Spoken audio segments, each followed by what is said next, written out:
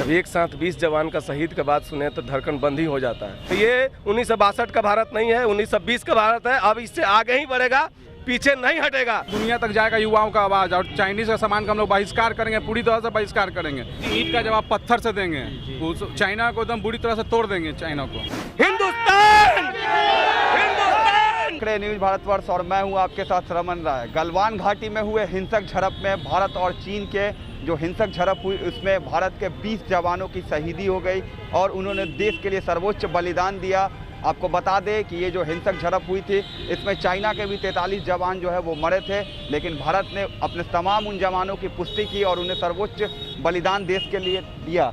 आप यहाँ देख सकते हैं पटना का ये बोरिंग रोड चौराहा है। यहाँ पे शहीद जवानों को श्रद्धांजलि दी जा रही है यहाँ के युवाओं के द्वारा। तमाम ये युवा यहाँ पे जुड़े हुए हैं। देश के हर कोने से ऐसी तस्वीरें देखने को मिली। तमाम उन जवानों को शहीद देने के लिए देश का हर एक वर्ग सामने निकल कर आया।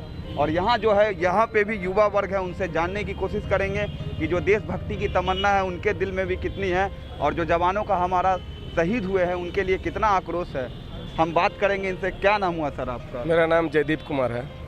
कितना बुरा लगता है जब इस तरीके की जो हमले होते हैं भारत के जवानों के साथ? आए दिन देखा जाता है घात लगाकर, जो पाकिस्तान की बात कर ले तो कभी चाइना की बात कर ले, हमारे जवान जो है शहीद होते हैं। ये बहुत बुरा बात है और बुरा लगता है, जैसे लगता है कि धड़कन ही बंद हो गया। जब एक साथ 20 जवान का शहीद के बाद सुने तो धड़कन बंद ही हो जाता है। बहुत बुरा लगता है, लेकिन इस बार तो हमारे जवानों ने साथ ही साथ बदला ले लिया।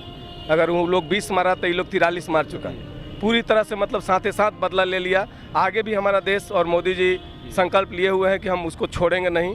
और हम लोग का जो कर्तव्य बनता है, जो जनता है, कि चाइना के सामान का हम लोग पूरी तरह से बहिष्कार करें।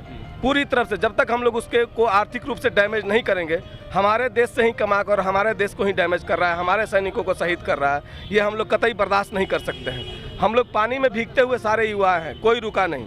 सब पूरे देश में देशभक्ति का जज्बा जगा हुआ। अभी कहीं ना रुकेंगे ना थमेंगे। ये जो देशभक्ति है, ये जो जोश है, यही है जो भारत को नई ऊंचाइयों पर ले जाता है। और ये 1962 का भारत नहीं है, ये आपको मैं बता दूं 2020 का भारत है।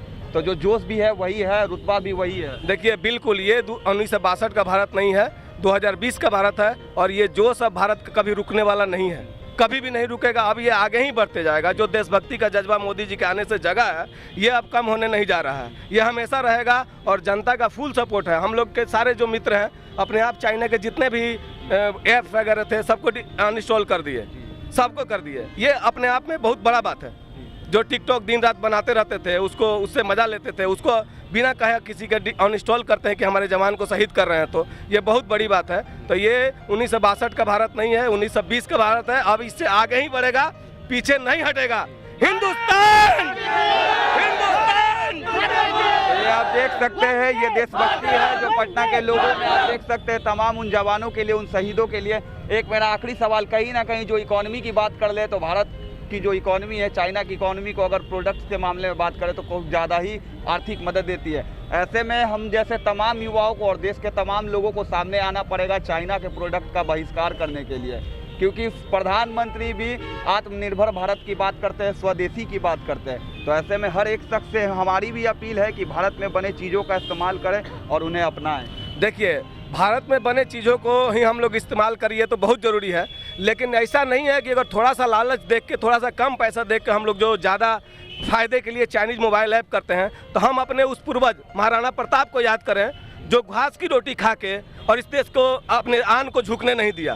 तो हम लोग का वही काम करना होगा कि हम लोग घास की जो खाएंगे, हम मोबाइल नहीं यूज करेंगे, हम कम दाम का यूज करेंगे या 1500 का यूज करेंगे, नहीं यूज करेंगे, लेकिन हम जब करेंगे तो इंडियन प्रोडक्ट यूज करेंगे। बस ये हम लोग चाह रहे हैं और ये जज्बा जगा हुआ है, ये कम होने वाला नहीं है।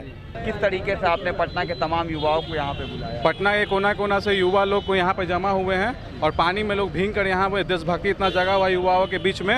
और हम लोग पाटलिपुत्र चलकर यहाँ चौराहा तक आए हैं और हम लोग 2 मिनट के लिए मौन धारण किए हैं और श्रद्धापूर्वक श्रद्धांजलि हम लोग दिए हैं जवानों को, उत्तम आत्मा शांति के लिए। शांति में कहीं ना कहीं चाइना के सामानों का बहिष्कार हो रहा है देश में, आप लोग भी सपोर्ट में है। सरकार को क्या कुछ कदम उठाने चाहिए? सरकार को तो बिल्कुल कदम उठा चुका है, सही कदम उठा चुके हैं नरेंद्र मोदी। और सीधे हम लोग को बहिष्कार करना, हम लोग युवा का आवाज़ उठाना है, पूरे दुनिया तक जाएगा युवाओं का आवाज़। और चाइनीज़ का सामान का हम लोग बहिष्कार करेंगे, पूरी तरह से बहिष्कार करेंगे। तभी चाइना का कमर टूटा। कहीं ना कहीं चाइना का कमर तोड़ने की बात आप कर रहे हैं। इंडियन इकोनॉमी का बहुत बड़ा हिस्सा है। अगर 130 करोड़ हिंदुस्तानी अगर इसका बहिष्कार करेंगे तो कहीं ना कहीं चाइना की इकोनॉमी की जो कमर है वो जरूर टूटेगी। चाइना को आभास हो चुका है कि उसके साथ क्या होने वाला है, और बस अभी से ही उसका डर पता चल रहा है। जैसा कि आप देख रहे हैं नरेंद्र कि मोदी जी ईंट का जवाब पत्थर से देंगे, उस चाइना को एकदम बुरी तरह से तोड़ देंगे चाइना को।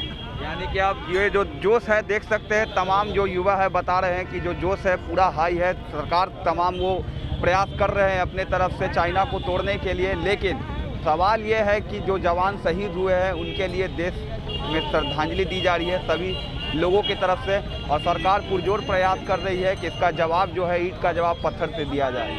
फिलहाल बने रहे न्यूज़ भारतवर्ष के साथ।